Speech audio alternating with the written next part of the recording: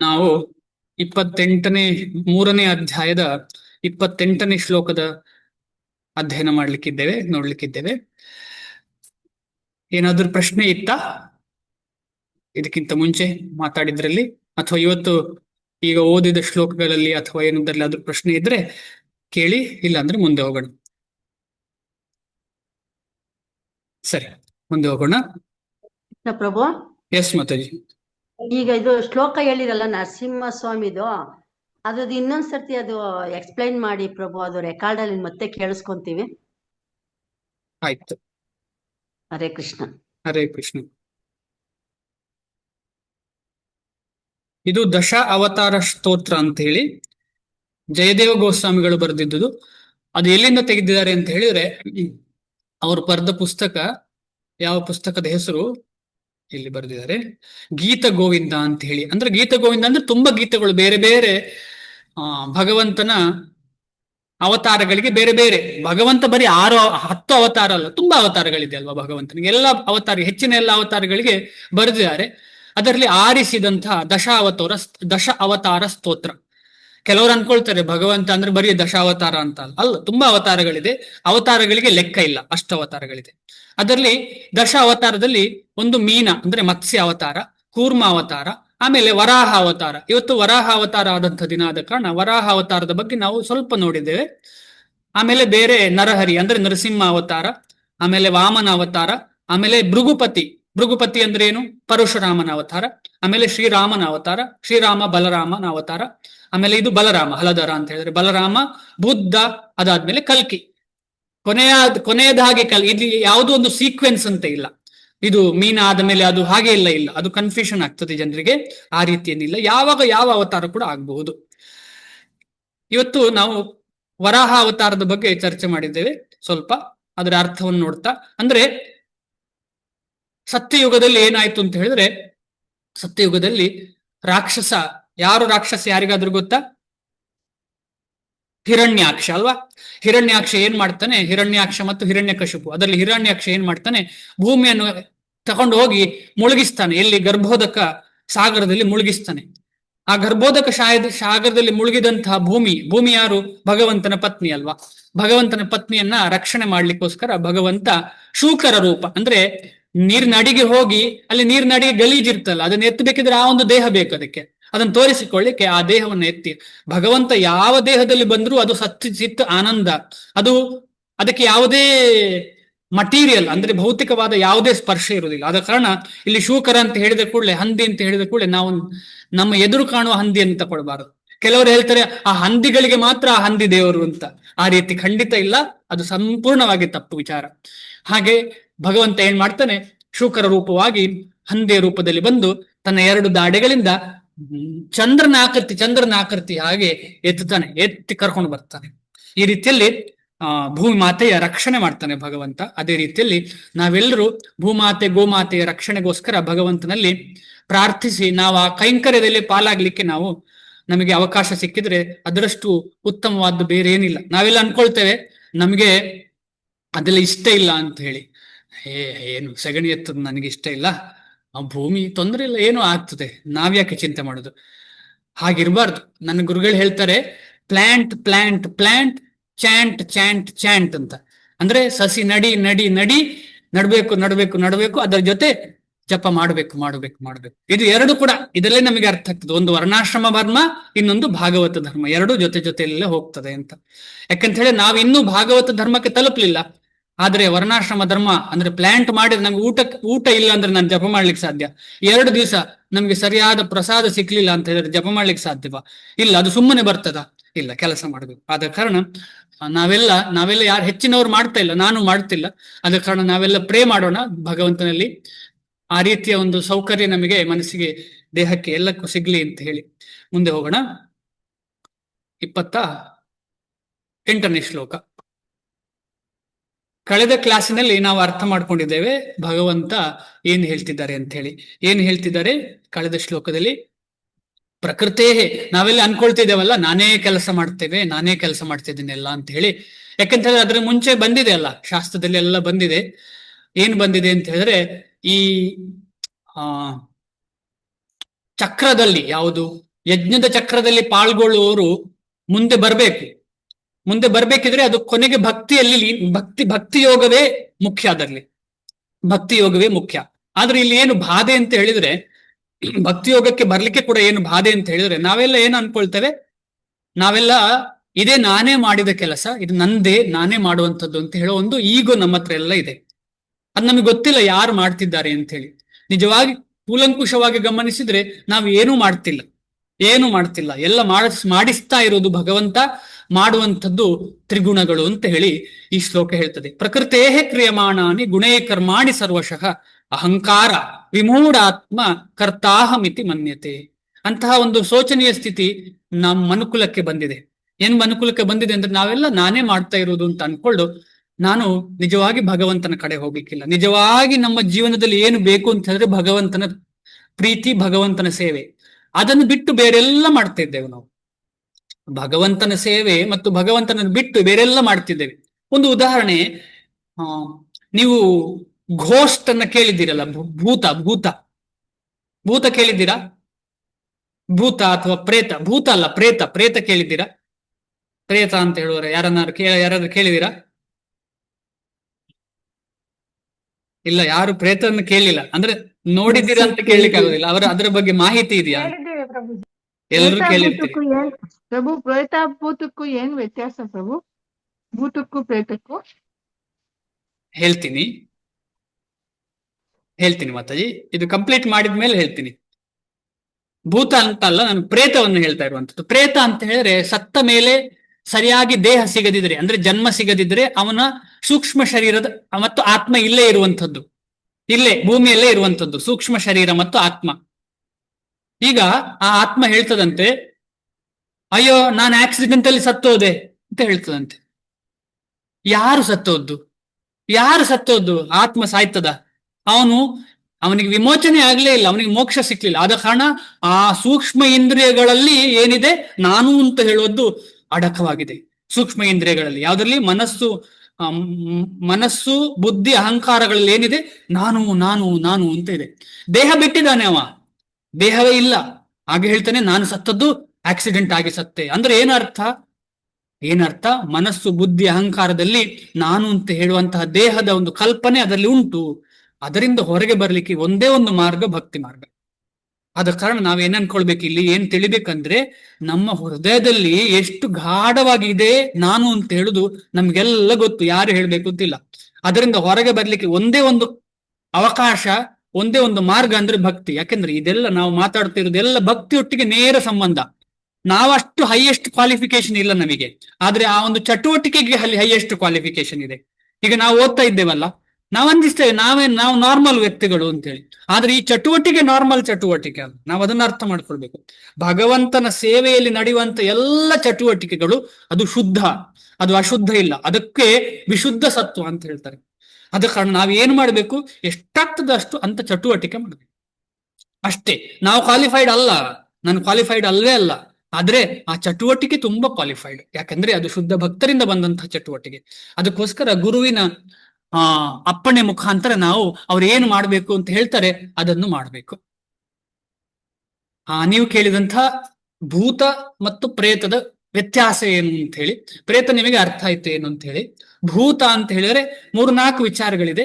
ಒಂದು, ಭೂತ ಅಂತ ಹೇಳಿದ್ರೆ ಎಲ್ಲ ಜೀವ ಜಂತುಗಳಿಗೆ ಭೂತ ಅಂತ ಹೇಳ್ತಾರೆ, ಎಲ್ಲ ಜೀವ ಜಂತುಗಳಿಗೆ ಭೂತ ಅಂತ ಹೇಳ್ತಾರೆ. ಇನ್ನೊಂದು ಭೂತ ಅಂತ ಹೇಳಿದ್ರೆ ದೇವರ ಒಂದು ಗಣ ರೀತಿಯಲ್ಲಿ ಆರಾಧನೆ ಮಾಡ್ತಾರೆ. ಈಗ ದಕ್ಷಿಣ ಭಾರತದಲ್ಲಿ, ಮುಖ್ಯವಾಗಿ ದಕ್ಷಿಣ ಭಾರತದಲ್ಲಿ ಈಗ ವಾರಾಹಿ ಅಂತ, ಈಗ ವರಾಹ ದೇವರಿಗೆ ವಾರಾಹಿ ಅಂತ ಹೇಳುವ ಗಣ ಇದೆ. ಅದು ವಾರಾಹಿ ದೈವದ ಆರಾಧನೆ ಏನ್ ಮಾಡ್ತಾರೆ, ಅದು ತಮೋಗುಣದ ಆರಾಧನೆ ಮಾಡ್ತಾರೆ. ಅದರಲ್ಲಿ ಬಲಿ ಕೊಡ್ತಾರೆ, ಎಲ್ಲ ಕೊಡ್ತಾರೆ. ವರಾಹ ದೇವರ ಅಂಗವಾಗಿ, ವರಾಹ ದೇವರ ಏನ್ ಹೇಳುವಂಥದ್ದು ಗಣವಾಗಿ, ಅಂದ್ರೆ ಅವರು ಅಷ್ಟೇ ಅದಕ್ಕೆ ನಂಬಿಕೆ ಇಟ್ಟು ಮಾಡ್ತಾರೆ ಅದರಲ್ಲಿ. ಅದೇ ರೀತಿ ವಿಷ್ಣುಮೂರ್ತಿ ದೈವ ಅಂತ ಇದೆ. ಈ ರೀತಿ ಬೇರೆ ಬೇರೆ ಭೂತ ಆರಾಧನೆ ಇರ್ತದೆ. 2 ರೀತಿಯಲ್ಲಿ ಭೂತ ಅಂದ್ರೆ ನಾವೆಲ್ಲವೂ ಭೂತವೇ. ಇನ್ನೊಂದು ಭೂತ ಅಂತ ಹೇಳಿದ್ರೆ ದೇವರ ಒಂದು ಏನ್ ಹೇಳುವಂಥದ್ದು, ಒಂದು ತುಂಬಾ ಕೆಳಮಟ್ಟದ ಒಂದು ಅಂಗವಾಗಿ ನಾವು ತಕೊಂಡು ಅವರನ್ನ ಆರಾಧನೆ ಮಾಡುವಂಥದ್ದು. ಮೇಲ್ಪಟ್ಟ ಅಂಗ ಅಲ್ಲ ಅದು, ಅದು ಅಲ್ಟಿಮೇಟ್ ಲೆವೆಲ್ ಅಲ್ಲ, ಅದು ಲೋವೆಸ್ಟ್ ಲೆವೆಲ್. ಮಾತಾಜಿ ಏನಾದ್ರು ಪ್ರಶ್ನೆ ಇತ್ತ ಇಷ್ಟರಲ್ಲಿ? ದೇವ್ರ ಸೇವಕರ ಪ್ರಭು ಅವರು? ಖಂಡಿತ ಖಂಡಿತ ದೇವರ ಸೇವಕರು. ಈಗ ಶಿವನ ಭೂತಗಣ ಸೇವಕರು ಯಾರು? ಭೂತಗಣ ಅಂತಾರಲ್ಲ ಅದ? ಹಾಗೆ ಅದೇ ರೀತಿಯಲ್ಲಿ. ಆದ್ರೆ ಈಗ ಕಲಿಯುಗದಲ್ಲಿ ಅದು ಎಷ್ಟು ಮಟ್ಟಿಗೆ ಪ್ರಭಾವ ಇದೆ ಅಂತ ಹೇಳಲಿಕ್ಕೆ ಸಾಧ್ಯ ಇಲ್ಲ. ಕಲಿಯುಗದಲ್ಲಿ ಅದಕ್ಕೋಸ್ಕರ ಕಲಿಯುಗದಲ್ಲಿ ಬರೀ ಭಕ್ತಿ ಮಾರ್ಗ ಒಂದೇ, ಬೇರೆ ಯಾವ ಮಾರ್ಗ ಇಲ್ಲ, ಯಾವುದೇ ಮಾರ್ಗ ಇಲ್ಲ, ಯಾವುದೇ ಸಂಶಯ ಸಹ ಇಲ್ಲ ಇದರಲ್ಲಿ. ಎಸ್ ಮಾತಾಜಿ. ಅಂದ್ರೆ ಅವ್ರಿಗೆ ಗ್ರಾಸ್ ಬಾಡಿ ಇರುತ್ತಾ ಪ್ರಭು? ಯಾರಿಗೆ? ಭೂತಕ್ಕೆ. ಅಂದ್ರೆ ಈಗ ಭೂತಗಣ ಅಂತಾರಲ್ಲ, ಅವ್ರಿಗೆ ದೈಹಿಕ ದೇಹ ಇರುತ್ತಾ, ಜಡ ದೇಹ? ಅದೇ ಇಲ್ಲಿ ನಾವು ಅವರನ್ನ ರೆಪ್ರೆಸೆಂಟ್ ಮಾಡ್ತಾ ಇರುವಂತದ್ದು. ಆ ಭೂತವನ್ನ ಕಟ್ಲಿಕ್ಕೆ ಅಂತ ಒಬ್ಬ ವ್ಯಕ್ತಿ ಇರ್ತಾನೆ, ಅವನು ಅದನ್ನ ರೆಪ್ರೆಸೆಂಟ್ ಮಾಡ್ತಾನೆ. ಈಗ ನಾವು ಏನ್ ಮಾಡ್ತೇವೆ, ಶ್ರಾದ್ದ ಮಾಡುವಾಗ ಬ್ರಾಹ್ಮಣನಲ್ಲಿ ಕೂತ್ಕೊಳ್ತೇವೆ, ಆಮೇಲೆ ಪಿತೃದೇವತೆಗಳು ಅವರಿಂದ ದೇಹದಲ್ಲಿ ಇರ್ತಾರ? ಇಲ್ಲ, ಅವರನ್ನೊಂದು ರೆಪ್ರೆಸೆಂಟ್ ಮಾಡ್ಲಿಕ್ಕೆ. ಅದು ಹೇಗೆ ಗುರು ಭಗವಂತನ ರೆಪ್ರೆಸೆಂಟ್, ಅದೇ ರೀತಿಯಲ್ಲಿ ಈ ಭೂತ ಅಂತ ಹೇಳುವಂಥದ್ದು ರೆಪ್ರೆಸೆಂಟ್ ಆಗಿ ನಾವು ಅದನ್ನ ಆಚರಣೆ ಮಾಡುವಂಥದ್ದು. ಈಗ ಗೃಹ ಪ್ರವೇಶಗಳಲ್ಲಿ ಅದನ್ನ ಮೊದ್ಲು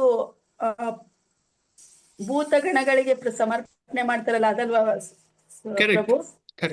ಹರೇ ಕೃಷ್ಣ. ಹರೇ ಕೃಷ್ಣ. ಮುಂದೆ ಹೋಗೋಣ. ಈ ರೀತಿಯಲ್ಲಿ ನಾವು ಮನಸ್ಸಲ್ಲಿ ಅಹಂಕಾರ ತುಂಬಿ ತುಳುಕಿದೆ, ಆದ ಕಾರಣ ಅದರಿಂದ ಹೊರಗೆ ಬರ್ಲಿಕ್ಕೆ ಒಂದೇ ಒಂದು ಮಾರ್ಗ ಭಕ್ತಿ ಮಾರ್ಗ. ಬೇರೆ ಯಾವುದರಿಂದಲೂ ಸಾಧ್ಯ ಇಲ್ಲ. ನಮ್ಮ ಹೃದಯವನ್ನು ಶುದ್ಧ ಮಾಡ್ಲಿಕ್ಕೆ ಸಾಧ್ಯವೇ ಇಲ್ಲ. ಎಷ್ಟು ಸಲ ಹೇಳಿದ್ರು ಸಾಧ್ಯ ಇಲ್ಲ. ಯಾಕೆಂತ ಹೇಳಿದ್ರೆ ಕಲಿಯುಗಕ್ಕೆ ಬರೀ ಹರಿನಾಮ ಸಂಕೀರ್ತನ. ಕಲವು ದೋಷ ನಿಧೇ ರಾಜನ್ ಅಸ್ತಿ ಏಕೋ ಮಹಾಗುಣ ಕೀರ್ತನಾದೇವ ಕೃಷ್ಣಸ್ಯ ಮುಕ್ತ ಸಂಗ ಪರಂ ವ್ರಜೇತ್. ಬರೀ ಮುಕ್ತಿ ಆಗ್ಲಿಕ್ಕೆ, ಭಗವಂತನ ಕಡೆ ಹೋಗ್ಲಿಕ್ಕೆ ಒಂದೇ ಮಾರ್ಗ ಅಂತ ಹೇಳಿದ್ರೆ ಭಕ್ತಿ. ಅದರಲ್ಲಿ ಹರೇ ಕೃಷ್ಣ ಮಹಾಮಂತ್ರದ ನಿತ್ಯ ಸಾಧನೆ ಮಾಡುವುದೇ ಇಂಪಾರ್ಟೆಂಟ್. ಮುಂದೆ ಹೋಗೋಣ. ಈ ಶ್ಲೋಕ ತುಂಬಾ, ಎಲ್ಲ ಶ್ಲೋಕಗಳು ಇಂಪಾರ್ಟೆಂಟು, ಆದ್ರೆ ಇಲ್ಲಿ ಹೇಗೆ ನಾವು ಇಂದ್ರಿಯ ತೃಪ್ತದಲ್ಲಿ ತೊಡಗಿದ್ದೇವೆ ಅಂತ ಹೇಳಿ ಇನ್ನು ಸೂಕ್ಷ್ಮವಾಗಿ ಹೇಳ್ತಾ ಉಂಟು ಭಗವಂತ. ಆ ವಿಚಾರ ಹೇಳಿದ್ದು ಯಾಕೆ ಅಂತ ಹೇಳಿದ್ರೆ, ಯಾವುದು ಪ್ರೇತದ ವಿಚಾರ ಹೇಳಿದ್ದೆ ಯಾಕೆ ಅಂತ ಹೇಳಿದ್ರೆ, ಆ ಪ್ರೇತಕ್ಕೆ ದೇಹ ಇಲ್ಲದಿದ್ರೂ ಕೂಡ ಎಷ್ಟು ನಾನು ಅಂತ ಹೇಳುವ ಅಹಂಕಾರ ಇದೆ, ಅಥವಾ ನಾನು ಅಂತ ಹೇಳುವ ಭಾವನೆ ಇದೆ. ಆ ನಾನು ಅಂತ ಹೇಳುದು ಅಷ್ಟು ಬೇಗ ಹೋಗುದಿಲ್ಲ. ನಾವು ಅನ್ಕೊಳ್ತೇನೆ ನಾವು ಅಂದ್ರೆ ದೇಹದಲ್ಲಿ ಮಾತ್ರ. ಇಲ್ಲ, ನಾನು ಅಂತ ಹೇಳುವಂಥದ್ದು ಎಲ್ಲ ಕಡೆ ಡೀಪ್ ರೂಟೆಡ್ ಆಗಿದೆ. ಮನಸ್ಸಲ್ಲಿದೆ, ಬುದ್ಧಿಯಲ್ಲಿದೆ, ಅಹಂಕಾರ ಇದೆ. ಆದ್ರೆ ಏನೇ ಇರಲಿ, ನಮಗೆ ಇದ್ದಂತಹ ಈ ಒಂದು ಶಕ್ತಿಯನ್ನ ಭಗವಂತನ ಸೇವೆಗೆ ನಾವು ಹಾಕಿದ್ರೆ ಏನಾಗ್ತದೆ ಅಂತ ಹೇಳಿದ್ರೆ, ಅದು ನಿಧಾನವಾಗಿ ಶುದ್ಧ ಆಗ್ತಾ ಹೋಗ್ತದೆ. ಆದ ಕಾರಣ ನಾವಿಲ್ಲಿ ನಮ್ಮ ಭಕ್ತರ ಸಂಘದಲ್ಲೆಲ್ಲ ನೋಡ್ಬೋದು, ಕೆಲವರು ಏನ್ ಹೇಳ್ತಾರೆ, ನಾನು ಮಾಡಿದೆ ಅಂತ. ಅದು ಯಾಕೆ? ಅದೇ ಅಂದ್ರೆ ಹಿಂದಿನ ಒಂದು ವೇವ್ ಏನ್ ಹೇಳ್ತಾರೆ, ಹಿಂದಿನದೊಂದು ಕಲ್ಮಶ ಇದ್ದೇ ಇರ್ತದೆ. ಆದ್ರೆ ಭಗವಂತನ ಸೇವೆಯಲ್ಲಿ ನಾನು ಮಾಡಿದೆ ಅಂತ ಹೇಳಿದ್ರೆ ಶುದ್ಧ ಆಗ್ತದೆ. ಭಗವಂತನ ಸೇವೆ ಮಾಡ್ತಾ ಇರುವಾಗ ನಾನು ಮಾಡಿದೆ ಅಂತ ಹೇಳಿದ್ರು ಅದು ನಿಧಾನವಾಗಿ ಮುಂದೆ ಹೋಗ್ತಾ ಶುದ್ಧವಾಗಿ ನಾನಲ್ಲ, ಎಲ್ಲ ಭಗವಂತನ ಕೈಯಿಂದಾಗಿ ಮಾಡಿದ್ದು ಅಂತ ಹೇಳಿಕ್ ಶುರು ಮಾಡ್ತೇನೆ ನಾನು. ಈ ರೀತಿಯಲ್ಲಿ ಶುದ್ಧ ಆಗ್ತಾ ಹೋಗ್ತದೆ. ಭಗವಂತ ಎಲ್ಲಿ ಟಚ್ ಮಾಡಿದ್ರು ಶುದ್ಧವೇ. ಮುಂದೆ ಹೋಗ್ತೀನಿ. ತತ್ವವಿತ್ತು ಮಹಾಬಾಹೋ ಗುಣ ಕರ್ಮ ವಿಭಾಗಯೋ ಗುಣ ಗುಣೇಶು ವರ್ತಂತ ಇತಿ ಮತ್ವಾ ನ ಸಜ್ಜತೆ. ತತ್ವವಿತ್ತು ಅಂದ್ರೆ ತತ್ವವನ್ನು ತಿಳಿದವ. ತತ್ವ ಅಂತ ಹೇಳಿದ್ರೆ ಏನು? ಭಗವಂತನ ತತ್ವ. ಅದ್ಯಾವುದು? ತತ್ವ ಅಂದ್ರೆ ಭಗವಂತನ ತತ್ವ. ಯಾವುದದು? ಬ್ರಹ್ಮ, ಪರಮಾತ್ಮ, ಆಮೇಲೆ ಭಗವಾನ್. ಈ ರೀತಿಯ 3 ತತ್ವಗಳಿದೆ. ವದಂತಿ ತತ್ತತ್ವ ವಿದಸ್ತತ್ವಂ ಯಜ್ಞಾನಂ ಅದ್ವಯಂ ಬ್ರಹ್ಮೇತಿ ಪರಮಾತ್ಮೇತಿ ಭಗವಾನಿತಿ ಶಬ್ದತೆ. ಶ್ರೀಮದ್ ಭಾಗವತದ 1ನೇ ಕ್ಯಾಂಟೋ 1ನೇ ಸ್ಕಂದದ 2ನೇ ಅಧ್ಯಾಯದಲ್ಲಿ ಇರುವಂತಹ ಶ್ಲೋಕ ಇದು. ಏನ್ ಹೇಳ್ತಾ ಉಂಟು ಅಂತ ಹೇಳಿದ್ರೆ, 3 ರೀತಿಯಲ್ಲಿ ಭಗವಂತನ ಸಾಕ್ಷಾತ್ಕಾರ ಆಗ್ತದೆ. ಆದ್ರೆ ಯಾರು ಭಗವಾನ್ ಸಾಕ್ಷಾತ್, ಇದರ ಬಗ್ಗೆ ನಾವು ಮುಂಚೆ ಚರ್ಚಿಸಿದ್ದೇವೆ ಫಸ್ಟ್ ಕ್ಲಾಸ್ಗಳಲ್ಲಿ. ಯಾರು ಭಗವಂತನ ಸಂಪೂರ್ಣ ಸಾಕ್ಷಾತ್ಕಾರಕ್ಕೆ ಬಯಸ್ತಾನೋ ಅವನಿಗೆ ಆಟೋಮೆಟಿಕಲಿ ಬ್ರಹ್ಮ ಆಮೇಲೆ ಪರಮಾತ್ಮನ ಅನುಭೂತಿ ಆಗೇ ಆಗ್ತದೆ. ಅದರಲ್ಲಿ ಏನು ಸಂಶಯ ಇಲ್ಲ. ಅಂತಹ ತತ್ವ ಅಂದ್ರೆ ಭಗವಂತನನ್ನು ತಿಳ್ಕೊಂಡ ತತ್ವ, ಅವನನ್ನ ತತ್ವವಿತ್ ಅಂತ ಹೇಳಿ. ತತ್ವವಿತ್ತು ಮಹಾಬಾಹು. ಯಾರು ತತ್ವವನ್ನು ತಿಳ್ಕೊಂಡಿದ್ದಾನೋ ಅವನು ಗುಣ ಕರ್ಮದ, ಇಲ್ಲಿ ಅನುವಾದವನ್ನೇ ಓದ್ತೀನಿ. ಹೇ ಮಹಾನುಭಾಹುವಾದ ಅರ್ಜುನ. ಇದನ್ನು ಹೇಳುವ ಅಗತ್ಯ ಇಲ್ಲ. ಮಹಾಬಾಹು ಅಂದ್ರೆ ತುಂಬಾ ಶಕ್ತಿಯುತವಾದಂತಹ ಶಕ್ತಿ ಇರುವಂತಹ ವ್ಯಕ್ತಿ, ಏನನ್ನು ಬೇಕಿದ್ರೂ ಸೋಲಿಸುವಂತಹ ಶಕ್ತಿ ಇರುವಂತಹ ವ್ಯಕ್ತಿ ಆಗಿದ್ದ. ಆದರೆ ಕೃಷ್ಣನ ಇನ್ಫ್ಲುಯೆನ್ಸ್ ಇಂದಾಗಿ ಏನಾಯ್ತು, ಅವನಿಗೆ ಯುದ್ಧ ಮಾಡ್ಲಿಕ್ಕೆ ಶಕ್ತಿ ಇಲ್ಲ ಅಂತ ಮನಸ್ಸಿಗಾಯ್ತು. ಅಂದ್ರೆ ಎಷ್ಟೇ ಶಕ್ತಿ ಇದ್ದವನಿಗೆ ಭಗವಂತನ ಪ್ರೇರಣೆ ಇಲ್ಲ ಇದ್ರೆ ಏನು ಮಾಡ್ಲಿಕ್ಕೆ ಸಾಧ್ಯ ಇಲ್ಲ ಅಂತ ಇದ್ರ ಅರ್ಥ. ಅಂದ್ರೆ ಇಲ್ಲಿ ಮಹಾಬಾಹು ಅಂತ ಹೇಳಿದ್ರೆ ಹೊರನೋಟಕ್ಕೆ ಮಹಾಬಾಹು ಅಲ್ಲ, ಒಳಗೆ ಶಕ್ತಿ ಇರುವಂತಹ ವ್ಯಕ್ತಿ ಅರ್ಜುನ. ಯಾಕೆಂದ್ರೆ ಅವನು ಭಗವಂತನ ದಾಸ. ಪರಮ ಸತ್ಯವನ್ನು ತಿಳಿದವನು ಇಂದ್ರಿಯಗಳಲ್ಲಿ ಮತ್ತು ಇಂದ್ರಿಯ ತೃಪ್ತಿಯಲ್ಲಿ ತೊಡಗುವುದಿಲ್ಲ. ನಾವು ಇದನ್ನು ತುಂಬಾ ಓದ್ಬೇಕು. ಯಾಕೆ ಹೇಳಿದ್ರೆ ನಾವೆಲ್ಲ ಕೆಲವರು ಭಗವಂತನ ದಾಸರು ಅಂತ ಅನ್ಕೊಳ್ತೇವೆ, ನಾನು ಕೂಡ ಅನ್ಕೊಳ್ತೇನೆ. ಆದ್ರೆ ನಾವು ಇಂದ್ರಿಯ ತೃಪ್ತಿಯಲ್ಲಿ ತೊಡಗಿಲ್ವಾ? ಇಂದ್ರಿಯ ತೃಪ್ತಿಯಲ್ಲಿ ತೊಡಗಿದ್ದೇವೆ ಅಂದ್ರೆ ನಾವು ಇನ್ನೂ ಎಲ್ಲಿದ್ದೇವೆ ಅಂತ ನಮಗೆ ಅರ್ಥ ಆಗ್ತದೆ. ಈಗ ಫಲೇನ ಪರಿಚಯತೆ ಅಂತ ಹೇಳ್ತಾರೆ. ಫಲೇನ ಪರಿಚಯತೆ ಅಂದ್ರೆ ನಾನು ತಿಂದ್ರೆ ಹೊಟ್ಟೆ ತುಂಬುತ್ತ ಬೇರೆ ಯಾರು ಹೇಳ್ಬೇಕಾಗಿಲ್ಲ, ನನಗೆ ಅರ್ಥ ಆಗ್ತದೆ, ಅದೇ ನಂದು ಫಲ. ಅಂದ್ರೆ ಫಲ ಅರ್ಥ ಆಗ್ತದೆ. ನಡೆದ್ರೆ ಸುಸ್ತಾಯ್ತು ಅಂತ ಯಾರು ಹೇಳ್ಬೇಕಾಗಿಲ್ಲ, ನನ್ನ ಕೈಕಾಲುಗಳೇ ಸುಸ್ತು ಗೊತ್ತಾಗ್ತದೆ. ಅದೇ ರೀತಿಯಲ್ಲಿ ಭಗವಂತನ ಭಕ್ತಿ ಮಾಡುವಾಗ ನಾನು ಯಾವ ಲೆವೆಲ್ ಅಲ್ಲಿ ಇದ್ದೇನೆ ಅಂತ ನನಗೇ ಗೊತ್ತುಂಟಲ್ವಾ. ಆದ ಕಾರಣ ನಾವು ಅರ್ಥ ಮಾಡ್ಕೊಳ್ಬಹುದು, ಇದರಲ್ಲಿ ಪರಮ ಸತ್ಯವನ್ನು ನಾವು ಇನ್ನೂ ತಿಳಿಲಿಲ್ಲ.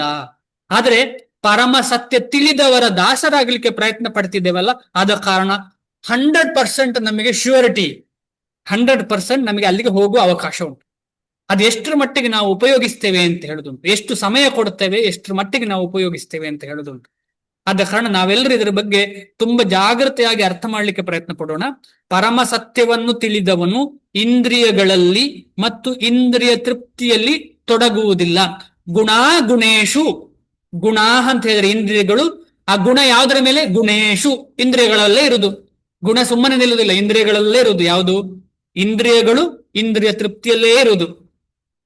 ಯಾವತ್ತೂ ಅದು ಸುಮ್ಮನೆ ಕೂತ್ಕೊಳ್ಳುವುದಿಲ್ಲ. ಇಂದ್ರಿಯಗಳು ಸುಮ್ಮನೆ ಕೂತ್ಕೊಳ್ಳಿಕ್ಕೆ ಸಾಧ್ಯವಿಲ್ಲ, ಅದು ಇಂದ್ರಿಯ ತೃಪ್ತಿಯ ಹಿಂದೆ ಹೋಗ್ತಾ ಇರ್ತದೆ. ಆದ ಕಾರಣ ಅಂಥವನಿಗೆ ಏನಾಗ್ತದೆ, ಇಂದ್ರಿಯ ತೃಪ್ತಿ ಹೋದವನಿಗೆ ಏನಾಗ್ತದೆ ಅಂತ ಹೇಳಿದ್ರೆ ಭಗವಂತನ ಭಕ್ತಿ ಮಾಡ್ಲಿಕ್ಕೆ ಸಾಧ್ಯ ಇಲ್ಲ ಅಂತ ನಾವು 2ನೇ ಅಧ್ಯಾಯದಲ್ಲಿ ಕೇಳಿದ್ದೇವೆ.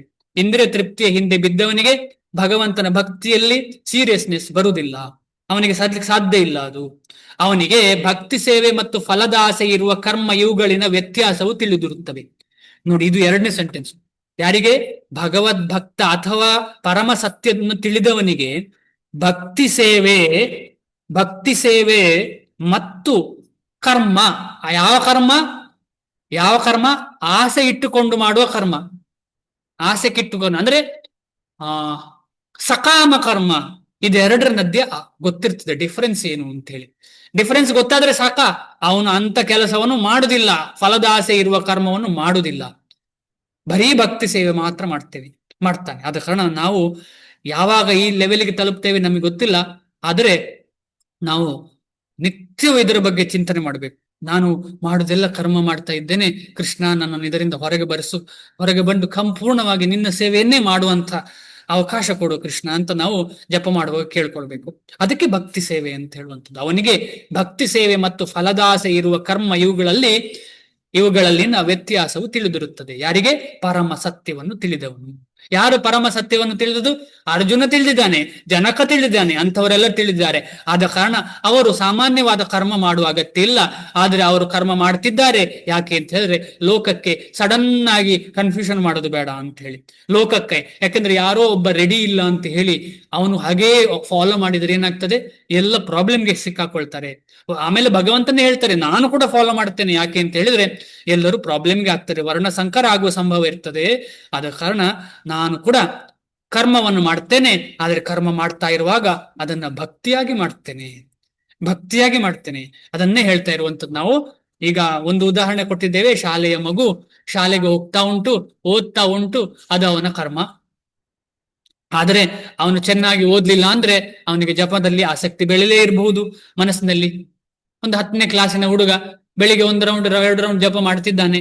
ಆದ್ರೆ ಅವನು ಅನ್ಕೊಳ್ತಾ ಇದ್ದಾನೆ, ಇಲ್ಲ ನಾನು ಜಪವನ್ನೇ ಮಾಡ್ತೇನೆ, ಪರೀಕ್ಷೆ ಬರೆಯುವುದಿಲ್ಲ ಅಂತ ಹೇಳಿದ್ರೆ ಅವನು ಆ ಒಂದು ಲೆವೆಲ್ ಅಲ್ಲಿ ಇದ್ರೆ ಓಕೆ, ಅವನು ಭಕ್ತಿಯಲ್ಲೇ ಮುಂದೆ ಹೋಗುವಂತ ಶಕ್ತಿ, ಸಾಮರ್ಥ್ಯ, ಮನಸ್ಥಿತಿ, ಆಮೇಲೆ ಗುಣಕರ್ಮಗಳೆಲ್ಲ ಇದ್ರೆ ಓಕೆ. ಇಲ್ಲ ಅಂತ ಹೇಳಿದ್ರೆ ಅವನು ಅದನ್ನ ಕಲಿಲೇಬೇಕು. ಕಲ್ತ್ರೆ ಅವನಿಗೆ ಭಕ್ತಿಯಲ್ಲಿ ಸುಸೂತ್ರ ಆಗ್ತದೆ. ಆದ್ರೆ ಕಲಿಯುವುದು ಕೂಡ ಭಕ್ತಿಗೆ ಹೆಲ್ಪ್ ಆಗುವಂತ ವಿಚಾರ ಆಗ್ತದೆ. ಅದೇ ರೀತಿಯಲ್ಲಿ ನಾವೆಲ್ಲರೂ ಬೇರೆ ಬೇರೆ ಕೆಲಸ ಮಾಡ್ತಿದ್ದೇವೆ, ನಾವು ಅದನ್ನ ಅರ್ಥ ಮಾಡ್ಕೊಳ್ಬೇಕು. ಭಗವಂತನ ಸೇವೆಯಲ್ಲಿ ಇದು ಒಂದು ಅಂಗ ಅಂತ ಅರ್ಥ ಮಾಡ್ಕೊಂಡು ಮಾಡ್ಬೇಕು. ಆದ್ರೆ ಅದು ಶುದ್ಧ ಭಕ್ತಿ ಅಲ್ಲ ಅಂತ ನಮಗೆ ಗೊತ್ತಿರ್ಬೇಕು. ಶುದ್ಧ ಭಕ್ತಿ ಅಲ್ಲ. ಈ ರೀತಿಯಲ್ಲಿ ನಾವು ನಿಧಾನವಾಗಿ ನಮ್ಮ ಮನಸ್ಸನ್ನ ಶುದ್ಧ ಮಾಡ್ತಾ ಭಗವಂತನ ಹತ್ರ ಇನ್ನೂ ಹೋಗ್ಲಿಕ್ಕೆ ಸಾಧ್ಯ. ಭಾವಾರ್ಥ: ಪರಮ ಸತ್ಯವನ್ನು ತಿಳಿದವನಿಗೆ ಐಹಿಕ ಸಹವಾಸದಲ್ಲಿ ತನ್ನ ತೊಡಕಿನ ಸ್ಥಿತಿಯ ವಿಷಯವಾಗಿ ದೃಢವಾದ ಅರಿವಿರುತ್ತದೆ. ಅಂದ್ರೆ ಯಾರು ಪರಮ ಸತ್ಯವನ್ನ ಅರಿತಿದ್ದಾನೋ ಅವನು ಐಹಿಕ ಸಹವಾಸ ಅಂತ ಹೇಳಿದ್ರೆ ಐಹಿಕ ವ್ಯಕ್ತಿಗಳ ಸಹವಾಸ, ಐಹಿಕ ವಸ್ತುಗಳ ಸಹವಾಸ ಎರಡು ಉಂಟು. ಐಹಿಕ ಸಹವಾಸ ಅಂದ್ರೆ ಐಹಿಕ ವಸ್ತುಗಳ, ಐಹಿಕ ವ್ಯಕ್ತಿಗಳ ಸಹವಾಸದಲ್ಲಿ ಏನೆಲ್ಲ ತೊಂದರೆ ಬರ್ತದೆ ಅಂತ ಹೇಳಿ ಅವನಿಗೆ ಕಂಪ್ಲೀಟ್ ಗೊತ್ತುಂಟು. ಅದಕ್ಕೆ ಚೈತನ್ಯ ಮಹಾಪ್ರಭುಗಳು ಹೇಳ್ತಾರೆ, ಏನ್ ಹೇಳ್ತಾರೆ ಅಂತ ಹೇಳಿದ್ರೆ, ಎರಡು ವಿಷಯದಲ್ಲಿ ನೀವು ತುಂಬಾ ಜಾಗ್ರತೆ ಇರಬೇಕು. ಒಂದು ಒಪೋಸಿಟ್ ಸೆಕ್ಸ್, ಎರಡನೇದು ವಿಷಯಿ ಅಂತ ಹೇಳಿದ್ರೆ ಯಾರು ವಿಷಯದ ಬಗ್ಗೆ ಮಾತಾಡುದು. ಈಗ ಹೋದ ಕೂಡ್ಲೆ ನಾನು ಅದು ಮಾಡ್ತೇನೆ, ಇದು ಮಾಡ್ತೇನೆ, ನಾನು ಗ್ರೇಟ್ ಅಂತ ಹೇಳಿ ಮಾತಾಡುವನು, ಅವರ ಬಗ್ಗೆ ತುಂಬಾ ಜಾಗ್ರತೆ ಮಾಡಬೇಕು. ಅವರೊಟ್ಟಿಗೆ ಸೇರಿದ್ರೆ ನಮಗೆ ಕೂಡ ವಿಷ ಸಿಕ್ಕಿದೆ, ವಿಷ ಕುಡಿದ ಹಾಗೆ ನಾವು ಕೂಡ. ಆದ ಕಾರಣ ಏನ್ ಮಾಡ್ಬೇಕು, ಅವರಿಗೆ ನಾವು ಭಕ್ತಿಯನ್ನು ಕೊಡ್ಲಿಕ್ಕೆ ಹೋಗ್ಬೇಕು, ವಿನಃ ಅವರಲ್ಲಿ ಇರುವ ಕರ್ಮವನ್ನು ತಗೊಳ್ಳಿಕ್ಕೆ ಹೋಗ್ಬಾರ್ದು. ನಾವು ಭಕ್ತಿಯನ್ನು ಕೊಡ್ಲಿಕ್ಕೆ ಹೋಗ್ಬೇಕು. ಅದೇ ಶ್ರೀಲ ಪ್ರಭುಪಾದರು ಹೋದ್ರು ಎಲ್ಲಿಗೆ, ವಿದೇಶಕ್ಕೆ ಹೋದ್ರು. ಅಲ್ಲಿ ಏನಾದ್ರು ಭಕ್ತಿ ಇತ್ತ? ಯಾರು ಕೃಷ್ಣ ಅಂತ ಗೊತ್ತಿತ್ತ? ಏನು ಗೊತ್ತಿಲ್ಲ. ಅವರಲ್ಲಿ ಹೋಗಿ ಏನ್ ಮಾಡಿದ್ರು, ಎಲ್ಲರಿಗೂ ಭಕ್ತಿ ಕೊಟ್ರು. ಅವರೇನಾದ್ರು ಕಳಂಕರಾದ್ರ? ಶುದ್ಧರಾಗಿದ್ರು. ಅವ್ರು ಅಲ್ಲೂ ವೃಂದಾವನದಲ್ಲಿ ಇದ್ದ ಹಾಗೆ ಇದ್ರು, ಇಲ್ಲಿಯೂ ವೃಂದಾವನದಲ್ಲಿ ಇದ್ದಾರೆ, ಅಲ್ಲಿಯೂ ವೃಂದಾವನದಲ್ಲಿ ಇದ್ದಾರೆ. ಆದ ಕಾರಣ ಎಲ್ಲಾ ಕೈಂಕರ್ಯ ಅವರು ಏನೆಲ್ಲ ಮಾಡಿದ್ದಾರೆ ಎಲ್ಲವೂ ಶುದ್ಧ ಭಕ್ತಿ. ಅಂದ್ರೆ ಶುದ್ಧ ಭಕ್ತನಿಗೆ ಗೊತ್ತುಂಟು ಯಾರೊಟ್ಟಿಗೆ ಹೇಗಿರ್ಬೇಕು ಅಂತ ಹೇಳಿ, ಭಗವಂತನ ಭಕ್ತರಿಗೆ. ಅದರ ಕಾರಣ ನಾವು ಜಾಗ್ರತೆಯಲ್ಲಿರ್ಬೇಕು. ನಾವು ಸ್ವಲ್ಪ ಸ್ವಲ್ಪ ಭಕ್ತಿ ಮಾಡ್ತಾ ಇರುವ ಹಾಗೆ ನಮಗೆ ಶುದ್ಧ ಆಗ್ತಾ ಹೋಗ್ತದೆ. ಆಮೇಲೆ ಒಂದು ನಿಮಿಷದ ಬೇರೆಯೊಟ್ಟಿಗೆ ಇರುವ ಸಂಬಂಧದಿಂದ ನಾವು ಅದನ್ನ ಸಂಪೂರ್ಣ ಮೇಲೆ ಕೆಳಗೆ ಮಾಡಿದಾಗ ಆಗ್ತದೆ. ಇನ್ನೂ 10 ವರ್ಷ ಕಷ್ಟಪಡಬೇಕಾಗ್ತದೆ. ಅಂತಹ ಕಷ್ಟ ನಾವು ಸುಲಭದಲ್ಲಿ ಸಿಗುವಂಥದ್ದನ್ನ ಕಷ್ಟದಲ್ಲಿ, ಆದ ಕಾರಣ ಆ ಸುಲಭದಲ್ಲಿ ಸಿಗುವಂಥದ್ದನ್ನ ನಾವು ಕಷ್ಟ ಕೊಡ್ತಾ ಇದ್ದೇವೆ ನಾವೇ. ಯಾಕೆ? ಗುಣೇಶು ವರ್ತಂತ. ನಮ್ಮ ಇಂದ್ರಿಯಗಳು ಅಷ್ಟು ಏನ್ ಹೇಳುದು, ಕಂಡೀಷನ್ಡ್ ಆಗಿದೆ.